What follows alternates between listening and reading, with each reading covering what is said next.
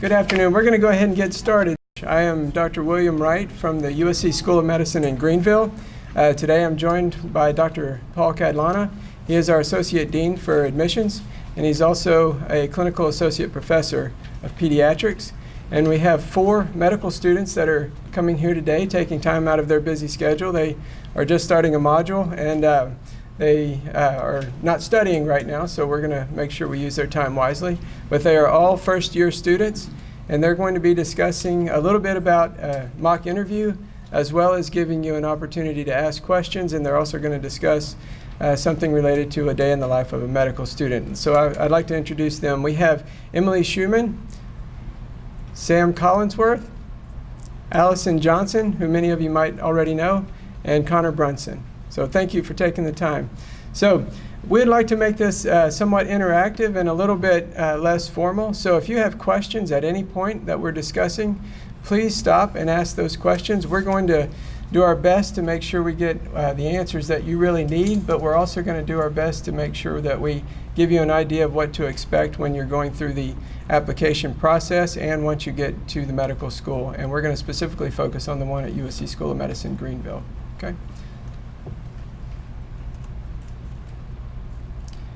So just to review our topics of discussion, we're going to kind of follow a little pattern here. So we're going to introduce the medical school, and then Dr. CATALANA is going to discuss the admissions criteria for medical school. And then our students, we have 2 students that are going to, or 1 student that's going to discuss a day in the life of a medical student, and then we'll do some mock interviews and then question and answers. So just to introduce you to what we've been working through the last few years, and many people in this area are still not familiar, but we have a 4-year medical school. The school is actually housed at the Greenville Health System campus, which is in Greenville, and we are part of the USC system. So the USC, or University of South Carolina, has 2 medical schools, one in Columbia, and this one started in the class of 2016, which was the charter class entered in 2012. So we are now getting ready to graduate our 3rd class. And the mission of our school, as you can see, is to educate health professionals to care compassionately, teach innovatively, and improve constantly through health services research. And the vision of this school was created to educate and advance the knowledge to transform healthcare for the benefit of the people of diverse communities we serve. So this is something that is at the heart of our curriculum, and it's also at the heart of our admissions process. So I'm going to let Dr. CATALANA speak to you a little bit about the school itself. I'll come back and talk to you about the curriculum itself, and then he'll go through the admissions process and the importance of what we're looking for, and as well as giving you a little bit of data of the success of our students that we've had in our program. Who am I talking with? Are all of you hoping to go to medical school? Who's hoping to go to medical school? Okay, others of you who are here, what would you like to learn from today? How to advise students who are going to go to I'm sorry? How to advise students who are headed there. Okay, all right, what else? How about this table? Why are you here? How can we help? One of the things we do at our school is we interact with students. We don't lecture to you. So what else?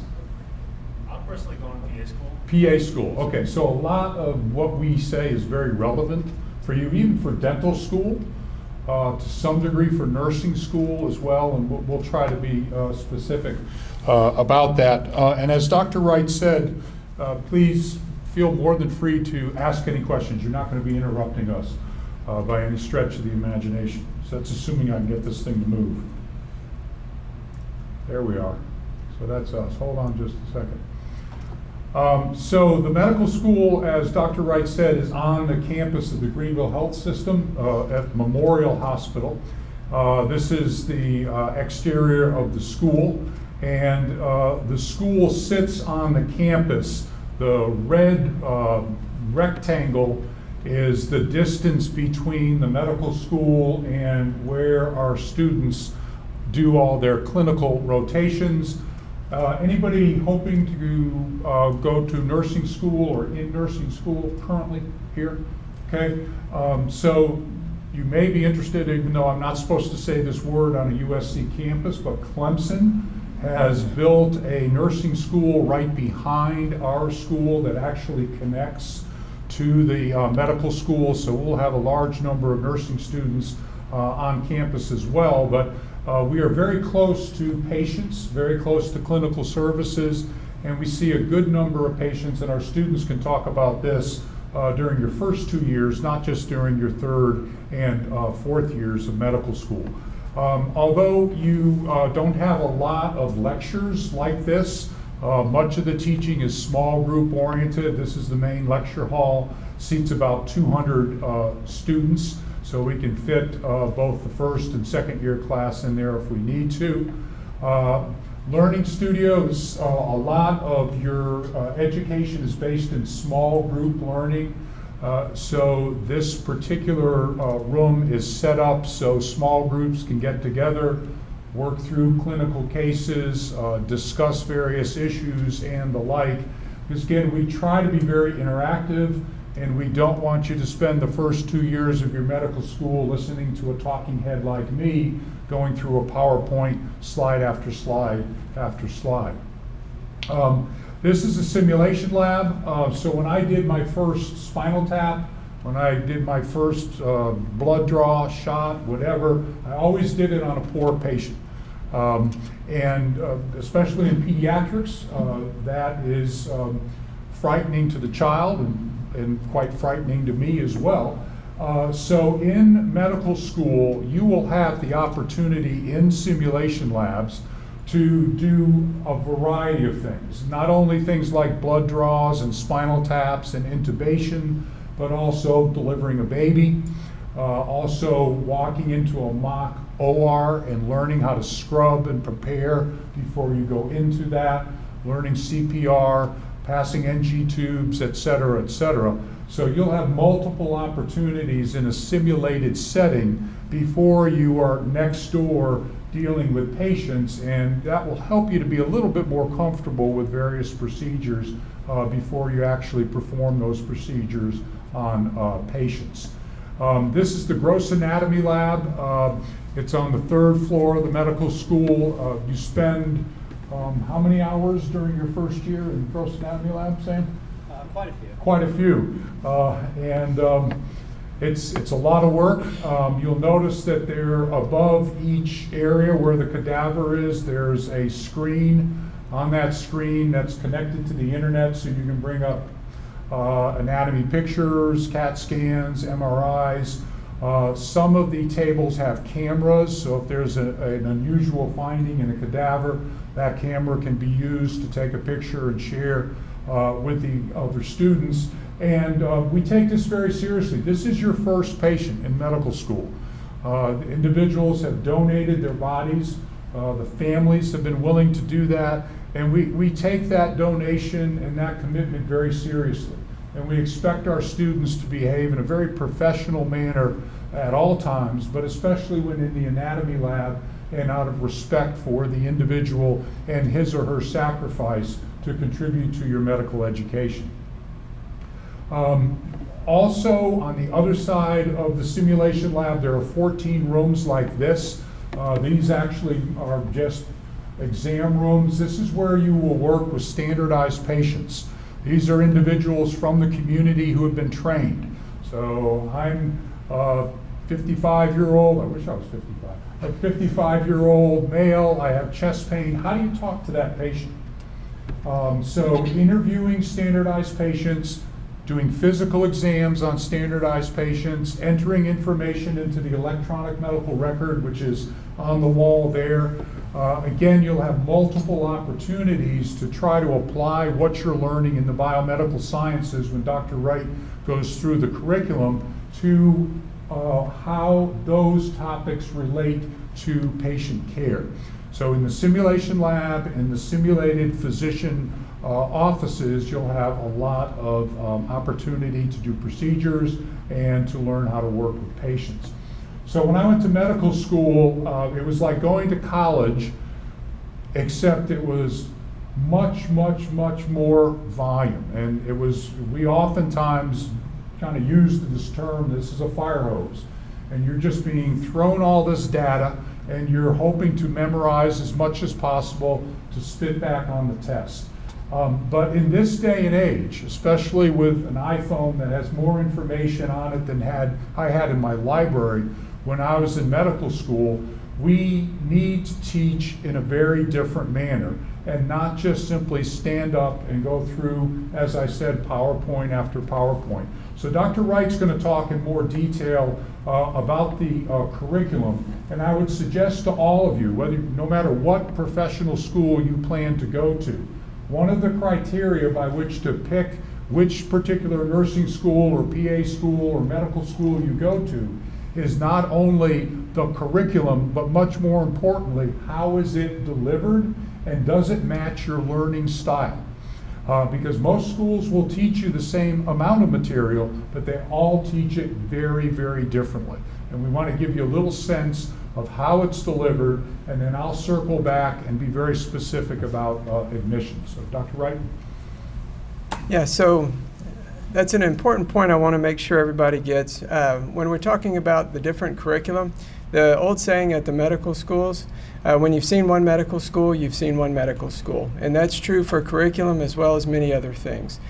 So when we were putting this together, we had a lot of information that we want to give the students before they take a board exam. So when you're looking at the curriculum, there are a couple of things that students must go through before they graduate. There are two main exams. One is called the Step 1 exam, another is called the Step 2 exam. The Step 1 exam can be given at different times, and that's really up to the individual university. And so that's an important question you want to ask. The earlier that it is, the more information you have to learn before you take that step in a shorter amount of time. And that makes it a little bit more challenging for some individuals. Other schools are now, some are pushing it back to after 2 years, 2.5 years, etc. So they have a little bit more time to be able to take the Step 1 exam.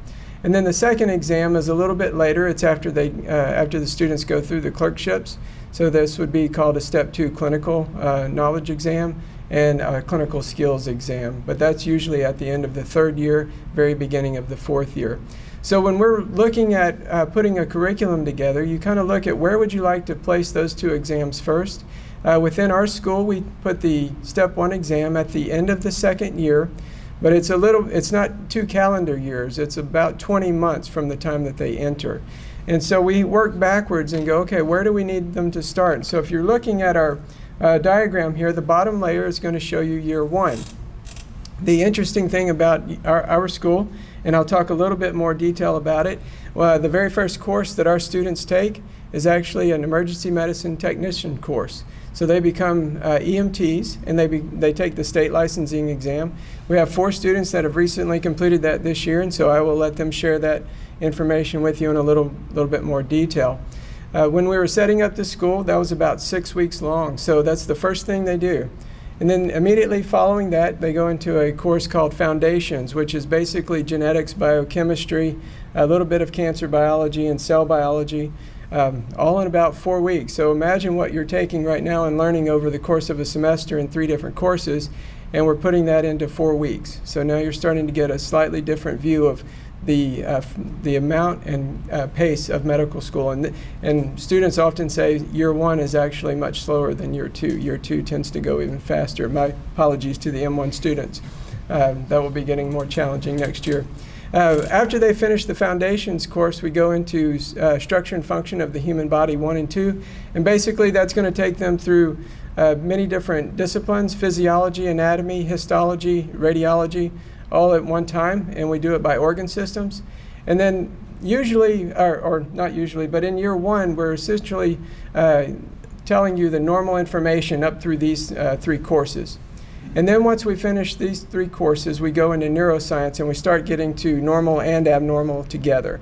And now we're finishing with the final module of the year, which is defenses and responses, which is our immunology and inflammation track. But that's also going to be more normal and abnormal. One of the important things that doesn't show up really well on this diagram, but this is straight from our website, is a course that goes along at the same time, and this is called an IPM course, which is a practice of medicine course. So at the same time that we're teaching didactic lectures from the basic sciences, which is what I do, teach the basic science, we have the clinical sciences that are working every week to coordinate cases that are going along with exactly what they're doing with the biomedical sciences. And that's something that's very important to our program. That's about 9 hours out of every week, and that's something that our school felt very strongly about. How do we take the basic science lecture and take that and give it to the clinical sciences very early and integrate those two in a non-lecture based format? And so I think we've done that a great job. I'll let our students talk to that a little bit later. Once they finish year one, they take a little bit of a break. They come back in year two. And like I said earlier, it's a lot faster for the students to be able to go through this content. And it's broken down by organ systems, and it's abnormal. And we finish the year two somewhere along, right around mid-March, and they get about 5 to 6 weeks of study time. So if you look at other medical school curricula, some go as far out as May. Some of them are actually changing it to where just year one is lecture, and then they start clerkships in year two. We finish it at the end of March or middle of March in the second year. They will take about 6 weeks, and then they'll take their step one exam, and they'll start their clerkships in May of the second year, at the very end of the second year. That's technically their third year for them. And they'll go through 6 clerkships. These are required clerkships that we have. They'll be able to take 2 electives that year as well. And then when they finish that, they'll take their step 2 CK exam and then come back to year 4, which is going to be a little bit more targeted to what they're wanting to do during their residency. Okay. So any questions about the curriculum so far? The other part of the curriculum, which I think is important to point out, we have 5 main pillars that we try to thread throughout the entire 4 years. The division of behavioral and social sciences, lifestyle medicine, basic sciences, professionalism, and division of clinical sciences. And you might think, well, that seems kind of common sense, right? But not all schools are threading all of these through all 4 years. And so what we really try to do is take what we're teaching in year 1 and bring it back in years 3 and 4 to make sure the relevance of the basic sciences is maintained through all 4 years of medical school. And we're trying to bring the clinical sciences into year 1, which is not common either. That is, oftentimes it is not until the 3rd year that you get the clinical relevance. And the other 2 areas that are, I think, are much different: lifestyle medicine, and I'll talk a little bit more about that in just a moment, so I don't want to expand on it too much. And then professionalism. One of the biggest things that we see in medicine is a change in, is for clinicians that are losing license, is not the fact that they don't know the medicine. They understand and know medical knowledge very well. It's the professionalism side that's extremely important, and so we tend to focus on that throughout all 4 years as well. So any questions on the curriculum side? Yes? Is that 6 weeks of studying for step 1, is that organized by the school, or is that purely independent? That's purely independent. We do have a very short review period at the end of the M2 year, but it's completely independent. You can go away. You can go Alaska, California, it doesn't matter. You can go anywhere. As long as you get step 1 taken and you pass it with a passing score, then you come back and you start your clerkships. Yep. Okay. Any other questions on the curriculum? Yep. What have been y'all's pass rates for the step 1 in the previous 3 years? That's a great question. The question is, what are the pass rates for the 3 years? And we're going to talk a little bit about student performance, but our pass rate has been at or above the national average. Yeah. And that's pretty encouraging as a new medical school without anything developed 6 years ago. We didn't have test assessments. We didn't have the curriculum. It was all basically built during the 2010, 2011 years. And so that's pretty good. Is that for your school specifically, 100% of your students at or above the national average? No, I'm saying the pass rate is at or above the national average. So the pass rate, 96% students, 98% of students, yeah. The step 1 scores, well, I actually have a graph I'll be showing a little bit later of showing how our students are matriculating, where they are in relation to the national average on the MCAT, and where they are in relation to the national average on step 2 when they close to graduation. I'll actually have a graph showing that. Yep. Okay. So I wanted to touch and go back to the emergency medicine technician program, because I think this is one of the things that really sets us apart. When we started 6 years ago, this was something that no other school was really doing except for one, Hofstra, up in, I believe it's New Jersey. They were doing this, but they were not having their students become licensed, and they did not have to have them function as EMTs throughout their training. Our students have to complete the South Carolina licensing exam, and they must do a 12-hour ride once a month to be a part of the curriculum. So this is an important aspect of the learning. One of the things that we wanted to do for the medical school was to get the students into their patients' homes to see exactly where they were going to be sending them back to help with the continuity of care. The other thing that we have learned through this is that we can also see the good use of the EMT system or the 911 system, as well as some of the abuse that takes place for the 911 system, and being able to problem solve with some of these issues. And we've had a couple of students over the years publish papers in that regard. So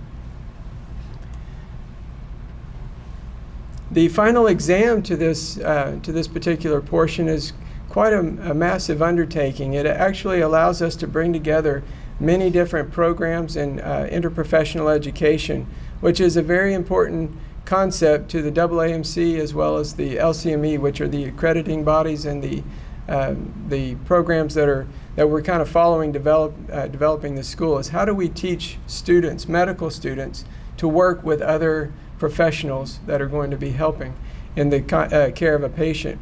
And this is one of the ways that we can do that. And so at the end of the EMT program, there's a huge exercise that we'll do at the end of the day, and it's basically a huge mass casualty.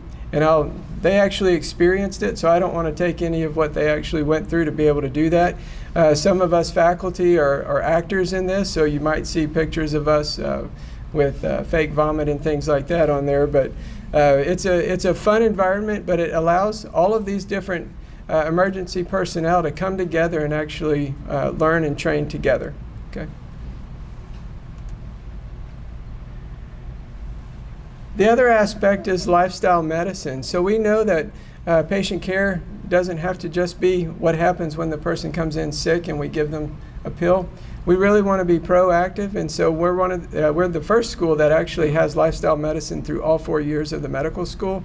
And that can be anything from exercise physiology all the way to training on how to cook certain foods, nutrition. So we're integrating everything with lifestyle medicine, not just exercise physiology, but that is an important component in every module that you see. So our students also can talk to that as well. But within everything that we do, we try to bring that back to what does lifestyle medicine say about this, as well as just the basic science. So when we're talking about cardiac physiology or talking about biochemistry, we're bringing all of that in together. All right. And so are there any questions related to the curriculum for me before I turn it back over? I have one other thing I wanted to show you before Dr. CATALANA introduces. We've handed out a couple of different things that are provided by the AAMC. And so you can see it's a roadmap to medical school and to becoming a doctor. The important take home for this is a good starting point, but it really is pretty general when you look at it. And so my recommendation is to figure out the schools or the type of education and environment that you would like to find, and then find the medical schools that support that type of learning and type of environment, and really begin to pursue those schools individually. So this kind of gives you an idea of what you should be doing in year 1, year 2, etc., but it really doesn't give you those specifics. And I think Dr. CATALANA is going to touch on some of that now and be able to give you some more detail. All right, thank you. All right, unfortunately, you all know about the MCAT, or you soon will. The MCAT is a bear. Here's a couple of mistakes that students make. I think I'll take the MCAT, see where I'm at, and then I'll go from there. Don't do that. You need to prepare for the MCAT for 3 to 4 months. And it really becomes a second job or a full-time course in addition to all the other things that you are doing. It's about an 8-hour plus test. It has 4 main categories. You can see the categories here. And With very few exceptions, all medical schools will require an MCAT. If you don't feel like you perform to the best of your ability, retake it. It is not a good idea to submit an application with an MCAT score that you feel you could improve if you were to take it another time. And I would venture to say that 50% plus of students take it more than once. The timing is incredibly important in terms of when you take it. Be sure to pay attention to deadlines for admissions and the like, and I can be more specific about that if you would like. The MCAT average, the MCAT average is 500. That is 50th percentile. Each of the 4 categories has a 50th percentile score of 125. Again, a difficult test, a test that you really do want to study for, whether it's self-study or taking a MCAT prep course. I don't have a strong feeling about that one way or the other. That's really an individual decision, but take the MCAT seriously. Okay, yes? Do you see multiple scores if a student takes it multiple times? Yes. And let's say that they do badly the first time and well the second time. Uh-huh. How much does that initial bad run hurt their application? Not a whole lot because of a couple reasons. Number one, they had the initiative and the commitment to take it a second time. Number two, it improved significantly, and we typically will really, quite honestly, give the benefit of the doubt to the student, especially if he or she can explain what they did differently to compare the second time versus the first time. We, not I, we are the first to admit that the MCAT tells you nothing about what kind of doctor you're going to be. But it does tell you how well you are going to perform on the standardized testing that you must get through in order to use those clinical skills that we all look for in our physician. Okay? So application numbers are here. You can see that it is a very competitive process. These numbers don't look any different than any other medical school. We purposely closed our applications 6 weeks earlier this past year to try to decrease the number of applications. But you have about an 8% chance of getting an interview. And if you are interviewed, you have typically a chance of about 30 to 45% of an acceptance. So getting an interview is a huge deal, and it is something that is a pretty important day, because once you get an interview, we generally consider MCAT and GPA very little, and we really focus on interpersonal skills, communication skills, listening skills, and how you present yourself, because it gives us an idea of how you will present to your future patients. But in general, know that the competition for medical school, for PA school, for dental school, for nursing school, I have a good friend who just was accepted to nurse practitioner school. It's tough.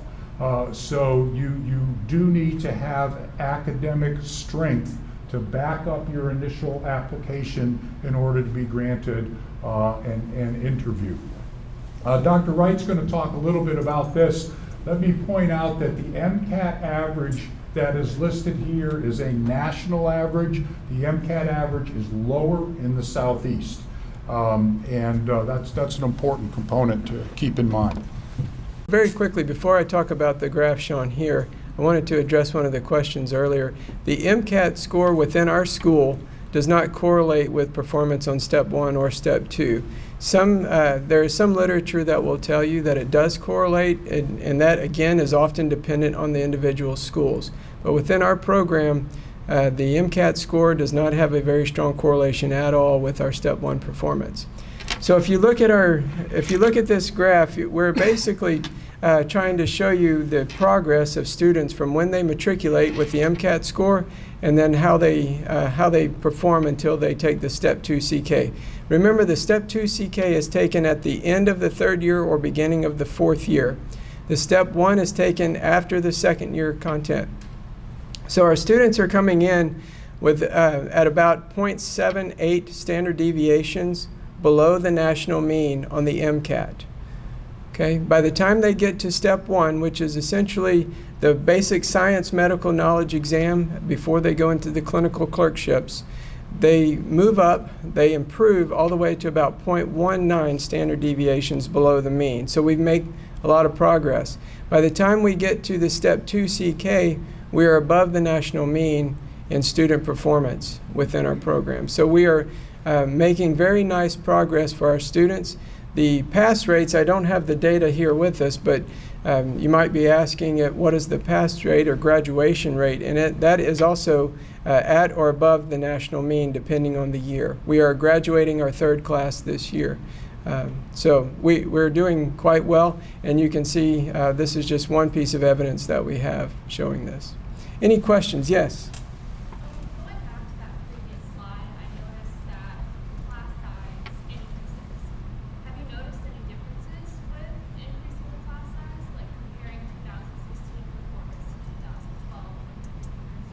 to 2012? On Step 1? Yeah, as far as Step 1 performance, there really is no difference between the charter class, which would have been about 50 students. Our 2nd class was also around 54 students. The 3rd class, we increased to about, I think it was 84. And then we are now at our maximum acceptance rate, which is around 100 a little over 100 plus or minus 10 every year. So that's where we're going to be from this point forward. But as far as Step 1 performance, there is no difference. We have seen a slight increase in the MCAT scores, and then we've also seen an improvement with Step 2 scores. So our most recent Step 2 performance is actually higher than our charter class Step 2 performance. So. Okay, so here are our averages. 3.7 GPA, average MCAT is a 506. Again, 50th percentile is about 500. This GPA has stayed steady for the last 7 years. The MCAT average has gone up. This is the new MCAT score. For those of you who are familiar, the old MCAT has been phased out. If you think about what you can do to prepare for professional school, regardless of what type of professional school, this is sort of the granular information that you need to keep in mind. And obviously you have to do well academically. Letters of recommendation are absolutely critical. Letters of recommendation should come from individuals who know you well. Professors, individuals you've done research with, individuals that you have shadowed with and observed alongside of. A letter of recommendation needs to say far more than you showed up to class and you got an A.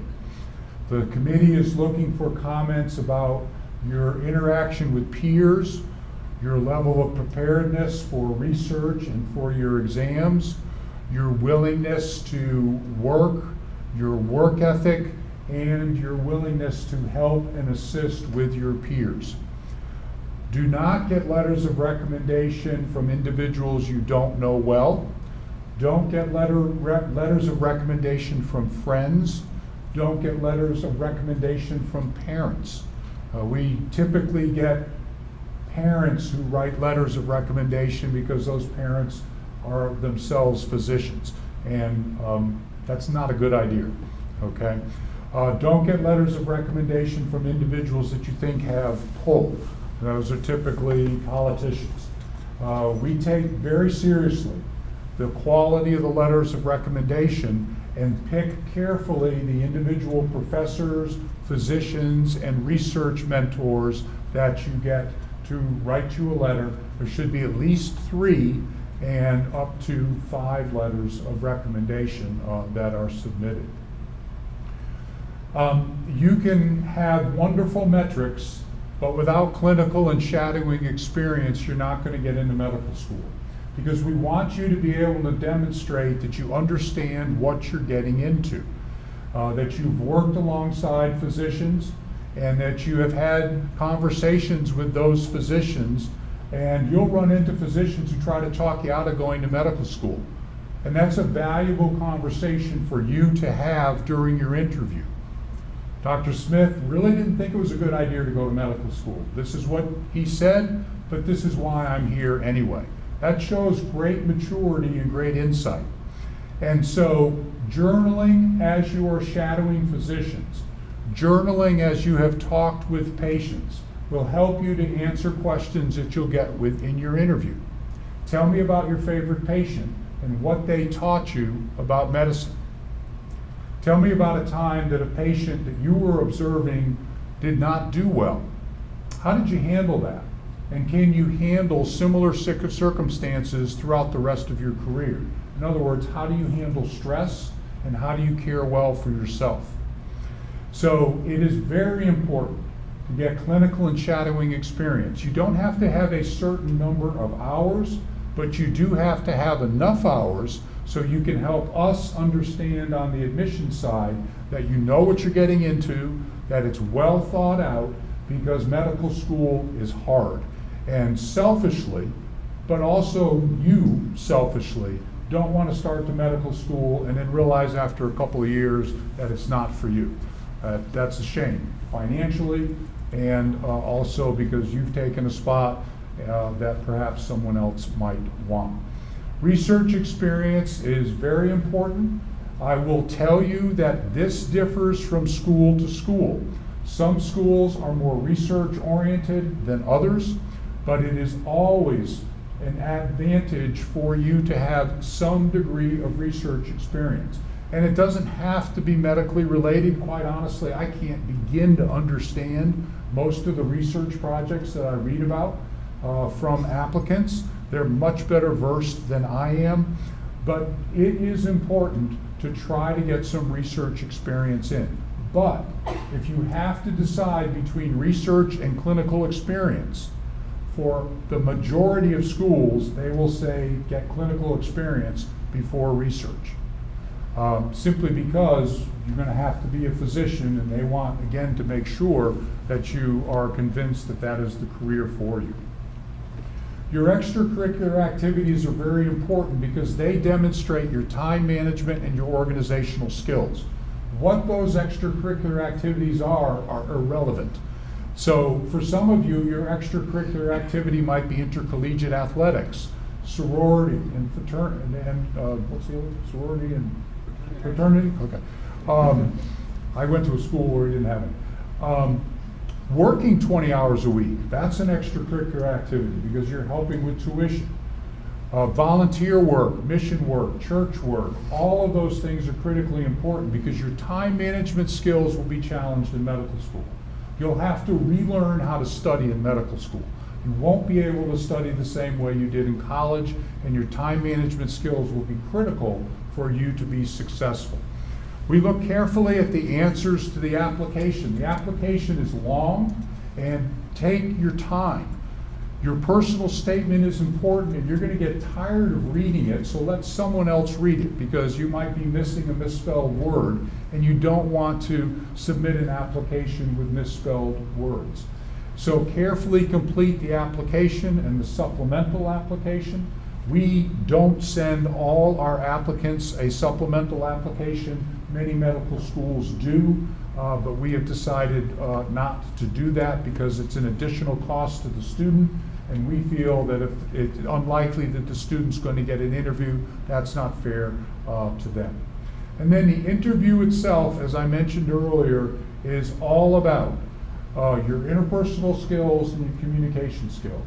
If you think about what you look for when you go to a physician, you could care less what their GPA was, but you sure do care whether they listen, whether they look at you rather than staring at the computer, and whether they present themselves as compassionate and interested in what you have to say and willing to help you participate in your care. And I cannot emphasize enough that 15, 20% of individuals with 4.0s and 90th percentile MCATs don't get into medical school every year nationally because they bomb the interview. And they bomb the interview because of entitlement. They bomb the interview because they don't present themselves in a professional manner, or they bomb the interview because they don't demonstrate a passion for their future patients and compassion for the field of medicine.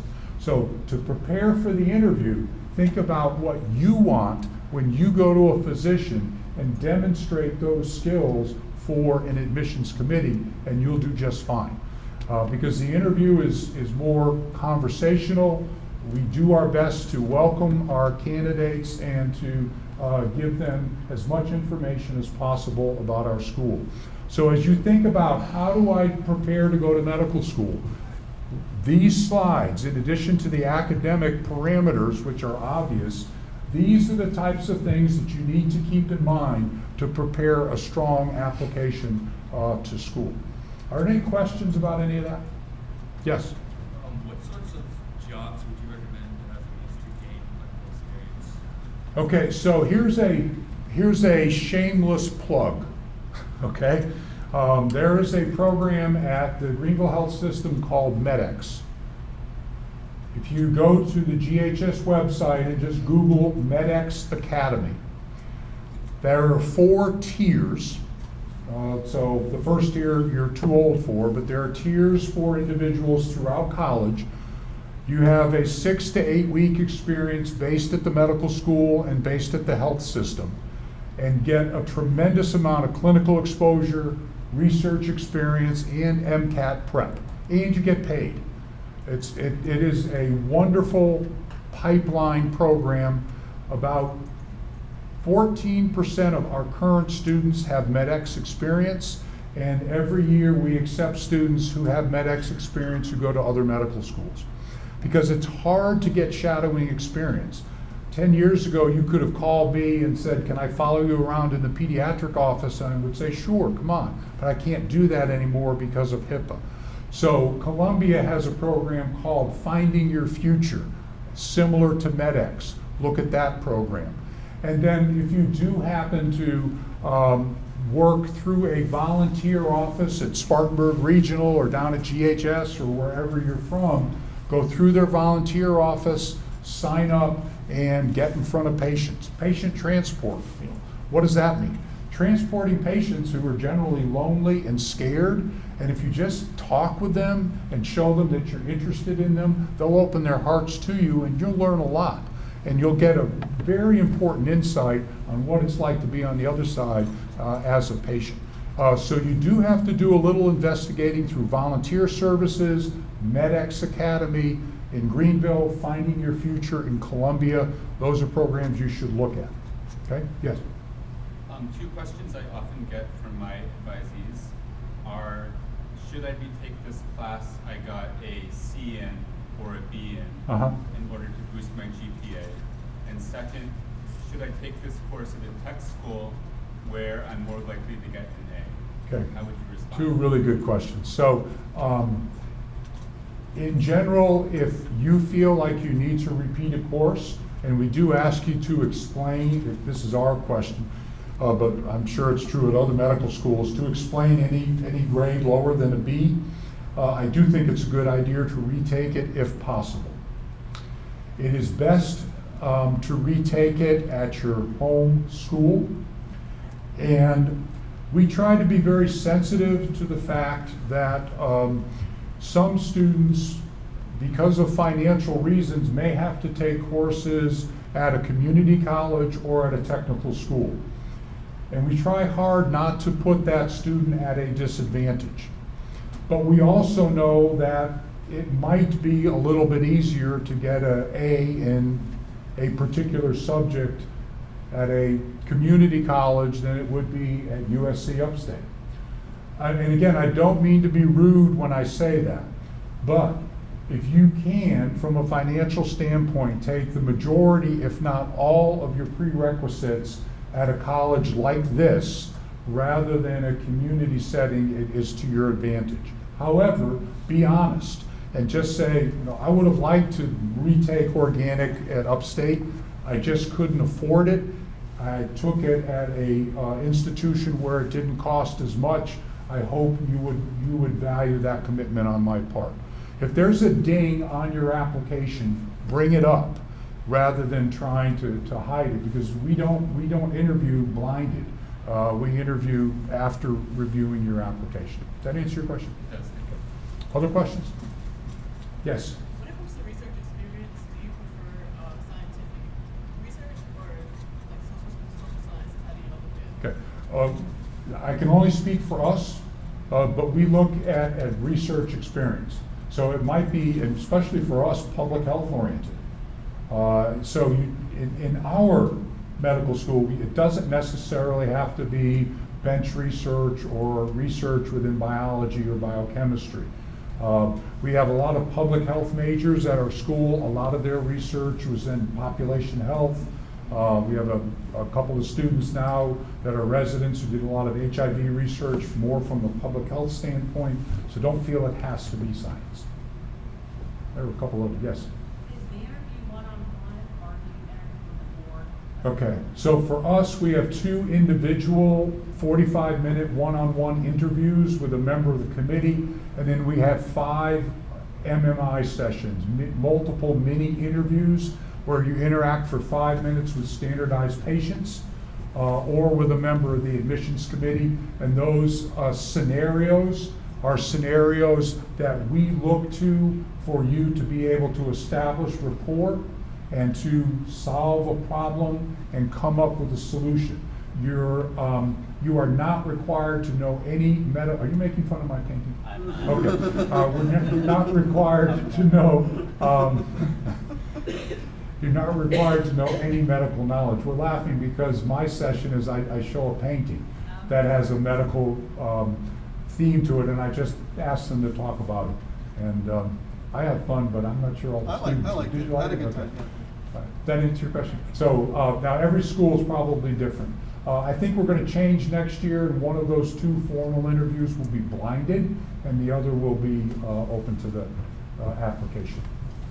Other questions? Yes. I currently have my EMT. I'm sorry? I currently have my EMT. Is that something I would have to retake through this college? Yes. specifically? Yes. I'd say there's probably 5 or 10 students each year who have their EMT, and we just ask you to help your fellow students and we'll retake it. Did you guys both? No, Yeah, you both did. Okay. Yes. So say after undergraduate, you go to graduate school. Do you look more at the GPA for the graduate school and like how, I guess, what I'm trying to say is, so do you look more at the graduate school? Is it kind of like starting over? Let's say like you wanted to do graduate school, start over with your GPA. Yeah. And I think you would evaluate that. Okay, so great question. So the question was, if you choose to go to graduate school and do better in graduate school than perhaps you did in undergraduate, what kind of an impact does that have? There are lots of reasons why you might struggle as an undergrad. Be it personal, be it you just needed some time to get to know how to study, be it transition from home, et cetera, et cetera. And if you feel like you're not on paper qualified to go to medical school because you have a GPA that's lower than we expect, you should do a couple things. One is you should come talk to us, because everyone's individual story is different. And we'll give you some specific advice, but generally that advice includes to demonstrate your ability on a graduate level to perform well in science courses. Now you can just take post-bac courses at a college. You can take a 1 or 2 year course at many medical schools that students interested in going to medical school who are hoping to improve their application take courses right alongside people who are actually in medical school. Those post-bac courses On the AAMC website, there's a list of all the different medical schools and colleges that offer that opportunity. So let's say you had some personal struggles and you ended up with a 2.4 GPA as an undergrad, and then you go to one of those programs and you get a 3.7. Our committee would say something to the effect of, this person has demonstrated that he or she is ready to go to medical school. Because you're never going to get your GPA up to a 3.7. We know that. And we have students in our class now, we have graduated students in our class who certainly have not had a 3.7, and they've not had a good undergraduate GPA, but then they have demonstrated their ability to do well, and they come in and say all kinds of things. I was sick, I lost a loved one, I just went and had a good time, I didn't pay any attention, et cetera, et cetera. So a long-winded answer is yes. We don't continue to penalize you for an undergraduate GPA if you have made the effort to demonstrate that your undergraduate GPA should be put aside and one should focus on your graduate work.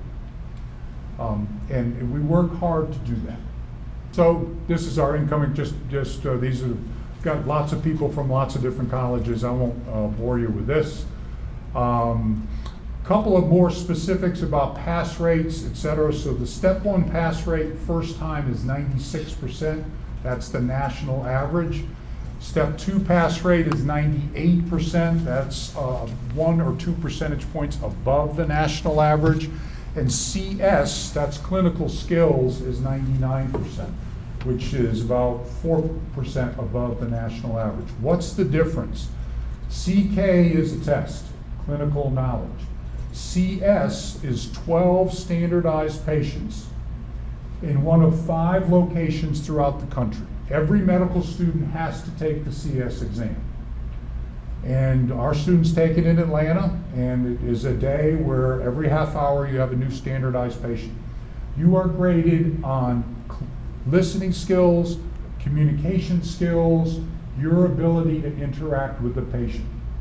It has become so important in medical education today that you can do just fine academically, but flub your interaction with standardized patients and not graduate from medical school. Why is that? Because physicians for far too long have been trained only with knowledge, and we have for far too long ignored the importance of interpersonal skills and communication skills to delivering healthcare. And we're really trying to change that paradigm. So that's my little blurb about that. None of you go to medical school to go to medical school. You go to medical school to go to a residency. We have not yet had a graduate who has not gotten a residency. The national average is 94%. We're at 100%. This past year of 75, they all matched. In the previous 2 years, if you know a lot about the match, there's a match and then there's a supplemental match. In the first year, we had 1 individual who matched in the supplemental match. Last year, 2 individuals. This year, no one. So, and we've sent students all over the country in a variety of very competitive fields. We're hoping that will continue. The 5-year graduation national rate is 89%, and we're at 97%. So a couple of more specifics, since some of you have asked about that. So I'm going to talk a little bit about a day in the life of a medical student. It looks different every day, so it's not going to be the easiest task for me to tell you, but generically 8 to 5 every day would be your commitments. So we talked a little bit about integrated practice of medicine, which is our how to doctor course, where we learn to talk to patients and we learn how to work through a case. So that we have requirements as a first year, Monday, Tuesday, and Friday. It is my favorite course because Dr. CATALANA is our case faculty. But Monday morning you'll have an 8 a.m. lecture for IPM, and then the rest of the day will be the modules lectures. So most of your first year is in structure function, where you're taking anatomy and physiology and radiology. Your second day of the week, Tuesday, is your skills day. So that's where we're learning how to interact with standardized patients, do different exams, and that could run from 8 to 5. A lot of the times these days are shorter and they're not as long, but I just don't want to give you the wrong idea that you might get out at 12 every day. Wednesday and Thursday are more lecture days for the module, start as early as 8 and around 5, and then Friday is the best day where you work through a case with your small group in the mornings. And then today we had like a health lecture on child abuse and finish the day getting the case for the next week. So generically you'll be at school from 8 to 5 for your required lectures, and then a lot of us stay after in the evening to do our studying and are also there on the weekends. But I find time, like everyone else, to do the things that we enjoy, whether it be working out, going home and cooking a meal, socializing with friends, going to sporting events. So like Dr. CATALANA, Dr. WRIGHT have said, is just really testing your time management and finding like how you study best, what time you study best, whether that's waking up before class starts and starting to study at 6 or 7 in the morning, or studying later into the night or on the weekend. So you just kind of figure out what works for you. M2 year is a lot more standard, where your full day on Monday is your IPM class, and then Tuesday through Friday, you're usually just 8 a.m. to 12, and then you have the rest of the afternoon to study independently and do the things you want to do. Is there any questions I can ask or answer about a day in the life of a med student? Yes.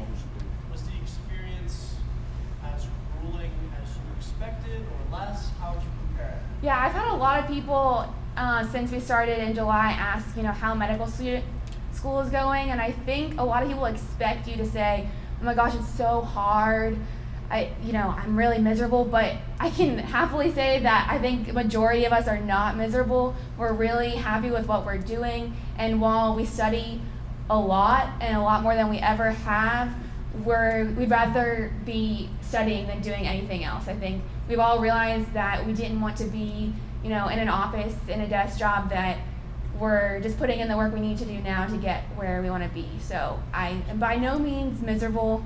I'm a really happy person, even though I study a lot.